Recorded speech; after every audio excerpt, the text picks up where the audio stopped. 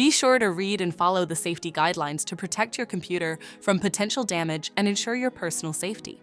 For more information about safety guidelines, see the owner's manual at dell.com/support. Before you begin, turn off the computer and disconnect all the attached peripherals. To remove the solid-state drive 2230, loosen the 2 screws at the rear of the base cover. Remove the 7 other screws and pry the cover off the system to remove it. Find the battery cable and remove the piece of tape.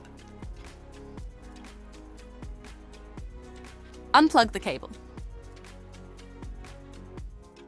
Identify the solid-state drive and remove the screw securing it.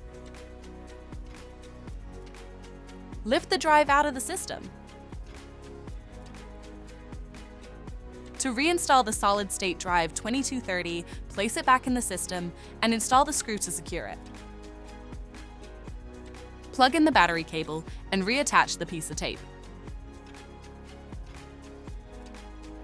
Place the base cover back on the system and secure it with the 9 total screws.